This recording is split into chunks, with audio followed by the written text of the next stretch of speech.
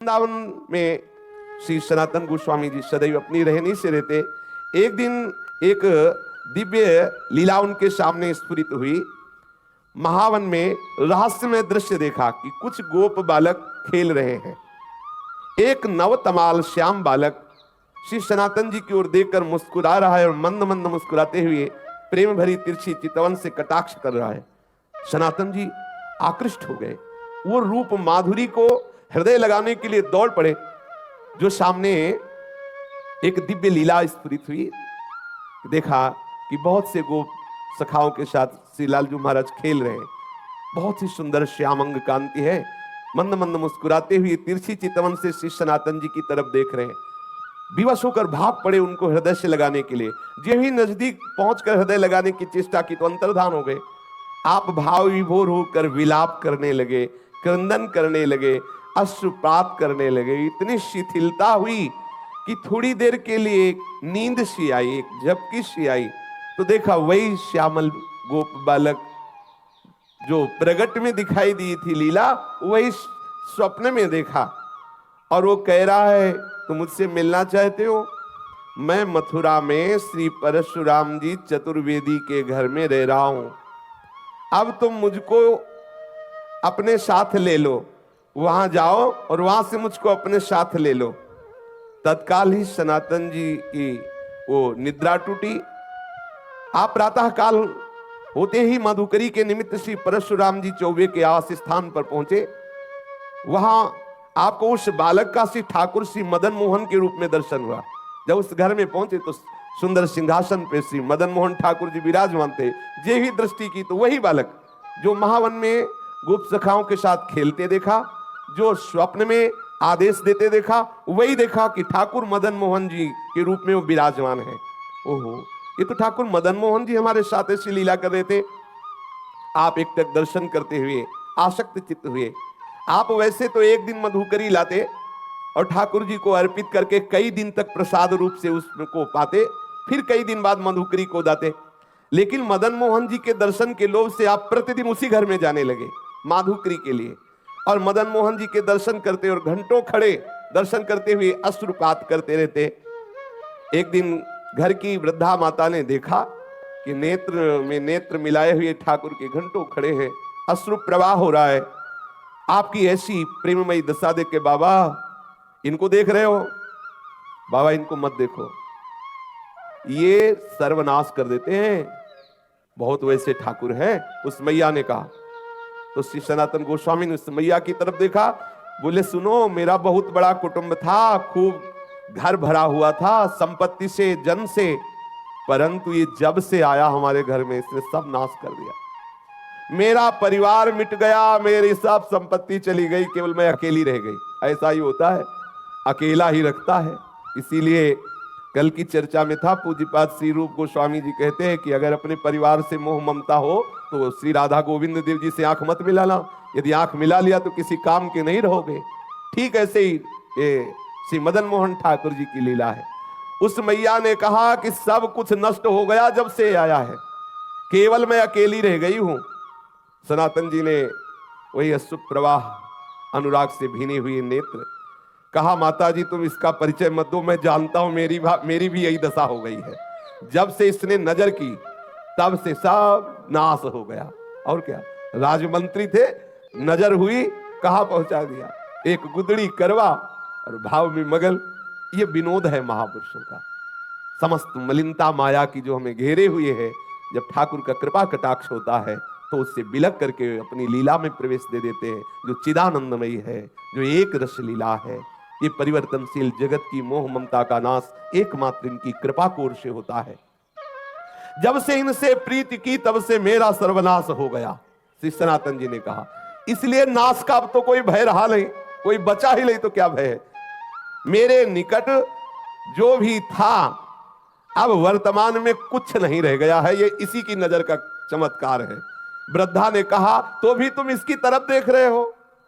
देखो तुम्हें पसंद आ गया क्या? बोले तो पहले से ही हम राजी हैं, इसके नेत्रों में पहले ही बिक चुके हैं। मैं तो वृद्ध हो चली हूं और मैं सोच भी रही थी कि अब इसकी सेवा कौन करेगा मेरे बाद, क्योंकि परिवार में तो कोई बचा नहीं। देखो, इससे कोई ये मत समझ लेना कि ठाकुर से प्रेम करोगे तो तुम्हारा परिवार नष्ट हो जाएगा, ऐसा नहीं। इसका आंतरिक रहस्य है। जब से मदन मोहन जी पधारे तो एक एक करके अपने धाम भेज दिया, अपनी नित्य लीला में सम्मिलित, जो बड़े बड़े योगियों के लिए दुर्लभ है। ठाकुर मदन मोहन पधारे उस चौबे जी के घर तो सबको अपनी दिव्य लीला में प्रवेश दे दिया। लौकिक धन हटा करके चिदानंद वस्तु प्रदान की। हमारी पार्थिव बुद्धि कहीं ऐसा न सोच बैठे कि ठाकुर से जुड़ने का मतलब है संकट विपत्तियां, ऐसा नहीं। जो प्रभु के चरणों में अपने चित्त को लगा देता है तो बिना अन्य साधन के भी प्रभु उसको स्वीकार कर लेते हैं और अपने दिव्य धाम, दिव्य स्वरूप, दिव्य लीलाओं में प्रवेश दे देते हैं। यहां से हटा देते हैं ये जो माइक लीला है, जन्म मृत्यु दुखद भयावह, इससे हटाकर जहां कोई भय नहीं, महासुख है, वहां पहुंचा देते हैं। वृद्धा ने कहा, बाबा मैं तो वृद्ध हो चली हूं, था मेरी यही अभिलाषा है, इनको कोई ना कोई ले जाएगा ही, मेरे से पूजा सेवा बनेगी नहीं, और मैं भी ऊब गई हूं, इससे हमें कोई लाभ प्राप्त हुआ नहीं। क्योंकि वो बाह्य दृष्टि से विनोद में बोल रही कि अब अगर इन लाभ प्राप्त होता तो कम से कम नाती पनाती ही होते, इसकी सेवा कोई नहीं बचा, मैं ही अकेले बची हूं। और ये ऐसा ही करते हैं। श्री राधा बाबा कहते हैं इनका जलनुआ स्वभाव है, ये दूसरिया नहीं रहने देते। ये प्रेम गलित साक रीता में दो न समाये। अगर तुम पूछो कि तुम्हें लाभ क्या प्राप्त हुआ तो यही प्राप्त हुआ कि सपरिवार कुटुंब सब खत्म हो गया है। अब मेरी मृत्यु का समय आ रहा है, कोई ना कोई तो इसकी सेवा के लिए चाहिए ही, और मैं किसको सौंपूं? मैं दे भी उसी को सकती हूं जो इससे प्यार करे। मुझको बड़ा संतोष हुआ तुम्हारे नेत्रों में इसके प्रति प्यार देख करके। आप देखो, इसी से पहचानो कितना प्यार करती ठाकुर को। तुम्हारे नेत्रों में अपने ठाकुर के प्रति प्यार देख करके मुझे संतोष हुआ कि तुम सेवा करोगे। देखो, अपने नेत्रों से मैं इन्हें ओझल नहीं होने देना चाहती, परंतु बाबा अब मेरा शरीर बूढ़ा हो गया है, अब मेरे से सेवा का ये कार्य हो नहीं सकता, और बिना सेवा के ठीक नहीं है, इसलिए इनको तुम ले जाओ। श्री सनातन गोस्वामी जी ने कहा, मैया यदि ऐसी बात है तो तुम इन्हें मुझे दे दो, मैं इन्हें अपने संग ले जाऊं। वृद्ध माता ने कहा, बाबा इन्होंने जब मेरा ही सर्वनाश कर दिया तो मुझे डर है कि कहीं कुछ और आपके साथ ना हो जाए। बाबा ने कहा कि मैया हानि वाला कुछ रह ही नहीं गया है हमारे पास, जिससे हानि होगी वो कुछ रह ही नहीं गया है, क्योंकि इन्होंने मेरा तो पहले ही सर्वस्व छीन लिया है। अब एक शरीर में लंगोटी है, ये गुदड़ी है, ये करवा है, जब चाहे तब छीन ले, इसका मुझे कोई भय नहीं है। बाबा श्री सनातन गोस्वामी जी श्री ठाकुर मदन मोहन जी को अनन्य भाव से, वो तो अंदर का जो प्रेम है उसी को देख करके तो ठाकुर ने आकर्षण किया है। वृद्धा माता जी अश्रु प्रवाहित होकर के ठाकुर जी को हृदय से बार बार लगा करके श्री सनातन गोस्वामी जी को दी। सनातन गोस्वामी अत्यंत प्रसन्न होकर, मानो महानिधि है भी महानिधि, अब जिनको ऐसे ठाकुर लाड़िले प्राप्त हुए हो, सोचो उनको कितना सुख। सनातन जी बहुत प्रसन्न मुद्रा में ठाकुर जी को हृदय से लगाकर श्रीधाम वृंदावन में ले आए और आदित्य टीला में श्री ठाकुर जी महाराज को विराजमान। ये जो लाल पत्थर का मंदिर है टीले पे, इसे आदित्य टीला कहते हैं।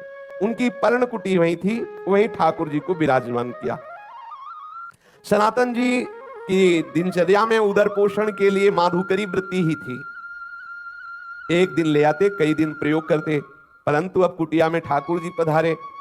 अब श्री सनातन जी श्री ठाकुर जी के भोग के लिए आटा मांग के लाते और उपला बीन लेते और उसी आटे का गोला बनाकर उपला में पका लेते और ठाकुर जी को अर्पित करते और वही प्रसाद पाते। वैसे तो कई कई दिन तक मां धुकरी का भोग लगा के पाते, लेकिन जब से ठाकुर मदन मोहन आए तो रोज आटा लाते और उसी का बाटी बनाकर ठाकुर को अर्पित करते। ठाकुर जी को जब भोग अर्पित करते तो ठाकुर जी मुंह बनाते, क्योंकि चौबे जी के यहाँ मलाई रबड़ी पाले वाले प्रसिद्ध है, मथुरा के चौबे, वहां तो खूब सुंदर राजभोग चलता रहता है। आज भी है, शाम के भांग छानेंगे फिर उनका प्रसाद देखो शाम वाला। हाँ, उनके लीवर की अलग से रचना है, तो मतलब सबके पचले की बात ले, वो अलग होता है, भगवान बना के भेजते हैं वैसा। हमने तो सुना है, देखा तो है नहीं कि 2-2.5 किलो रबड़ी कोई ज्यादा नहीं है, ऐसा सुना है कि ऐसा हाँ, ऐसा सुना है कि वो जब भांग छली होती ना 2-2.5 किलो ऐसा हमने सुना। तो ठाकुर जी रबड़ी छानने वाले, अभी यहाँ सूखी बाटी उसमें नमक भी नहीं, अब कुछ कह नहीं सकते लेकिन मुंह बुलाते ठाकुर जी, जो ये से बाटी रखते ठाकुर। एक दिन हिम्मत करके ठाकुर जी, देख लो ये प्रेम का बल, जैसे कोई बच्चा डरता है ना बड़ों से, ऐसे ठाकुर जी डरते थे श्री सनातन गोस्वामी से। थोड़ा डरते हुए कहा, बाबा ये सूखी बाटी गले से उतरती नहीं है, आप ये जली जली बाटी हमको भोग लगाते हो, हमारा उधर भी काम नहीं कर रहा हो, गले से सरकती नहीं है। अरे इतना नमक तो डाल दिया कर, इतना नमक डाल दिया कर। श्री मदन मोहन जी के मुख से सुनकर के सनातन जी मुस्कुराए और बोले, देखो हमें महाप्रभु ने आदेश किया है कि वृंदावन वैराग्य से रहना। अब मैं समझ गया कि आप मुझे फिर फंसाना चाहते हो। चटोरा स्वभाव है आपका, वैसे ही बाल्यपन से चटोरा स्वभाव। कभी यशोदा मैया के द्वारा दिए हुए माखन से तृप्त नहीं होते थे। जब तक 10-20 घरों से गोपियों के यहाँ जाकर के बाल लीला करके 10-20 घरों से नहीं पाते, तो हमें पहले से पता है आपकी चटोरा स्वभाव है। और वैसे भी चौबे जी के यहाँ भोग लगता रहा, लेकिन ये बात समझ लो कि यहाँ ये व्यवस्था नहीं हो पाएगी। आज आप कह रहे हो कि थोड़ा सा नमक मांग के लाना, फिर कहोगे बाबा नमक तो हो गया, अगर थोड़ा घी में डुबो के तो गला सीज जाएगा, फिर कहोगे बाबा थोड़ा मीठा बूरा मिला दो, तो हम इसी चक्कर में कहां तक व्यवस्था करेंगे। कभी तुम घी कहोगे, कभी बूरा कहोगे। तो इसलिए महाराज मैं तो महाप्रभु की आज्ञा के अनुसार ही रहूंगा वैराग्य से। और आप ये जो मांगे रख रहे हो, ये मांग आप अपना चाहो तो पूर्ण कर लो, हमारी तरफ से व्यवस्था होने वाली नहीं है। मैं वैराग्य पूर्ण ही रहूंगा। श्री सनातन गोस्वामी जी से ऐसा ठाकुर जी ने उत्तर सुना, तो उन्होंने कहा तुम फिर मुझे आदेश देते हो कि मैं अपनी व्यवस्था कर लूं। ठाकुर जी ने हाँ बोले, आप व्यवस्था अपनी कर लो, हमें कोई परेशानी नहीं है। ठाकुर जी प्रसन्न हो गए, ठीक है आप वैराग्य से रहो, हम व्यवस्था कर लेते हैं। श्री सनातन गोस्वामी जी ने श्री ठाकुर मदन मोहन जी को कह दिया कि आप अपनी व्यवस्था कर लीजिए।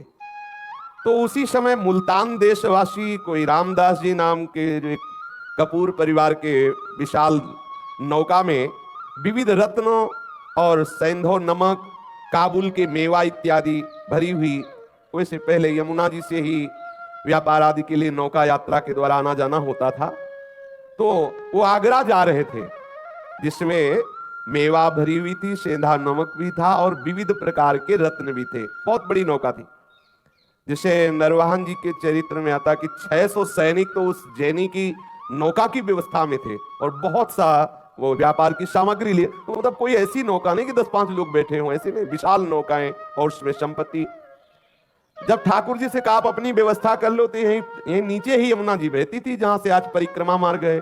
क्योंकि यमुना जी के समीप ही आदित्य टीला, वो आज भी जो लाल पत्थर का मंदिर, तो जो परिक्रमा मार्ग है यमुना प्रवाह उस समय, क्योंकि ऐसा प्रसंग आता है कि वहां से घड़ा लेकर के सीधे यमुना जी में कूदा चोर, ऐसी कथा आती है। तो मतलब समीप ही यमुना जी थी, वहां ही आके नौका रुक गई। अब बहुत प्रयास किया, नौका वहां से चली ही नहीं। अब अनेक प्रयास करने पर जब हार गया, चलने की बात क्या, नौका हिली डुली भी नहीं, क्योंकि ठाकुर जी जजमान पटाना चाहते हैं। अब श्री रामदास जी कपूर परेशान हो गए, तो ठाकुर जी ही एक गोप वेश बालक का धारण करके गए और कहा, रे सुन, ये नौका ऐसे नहीं निकलेगी, अगर तुझे नौका निकालना है तो देखो वो संत भगवान बैठे उस वृक्ष के नीचे, सनातन गोस्वामी जी के लिए कहा, वहां जा दंडवत कर, कुछ मनौती मांग तो नौका निकल जाएगी, हम तुमको पक्की सलाह देते हैं। अब श्री सना, और ये कौन बालक, वही है ठाकुर जी पटा रहे हैं, नाव रोका और भेज रहे हैं, पर बिना सनातन जी के। ये देखो इनका दुलार देखो, ठाकुर कितना अपने जनों को प्यार करते हैं। वैसे ये सबके साहब हैं, लेकिन जो इनकी दास्ता स्वीकार कर लेता है वो ठाकुर अपना साहब उसे बना लेता है। कैसा करुणामय है।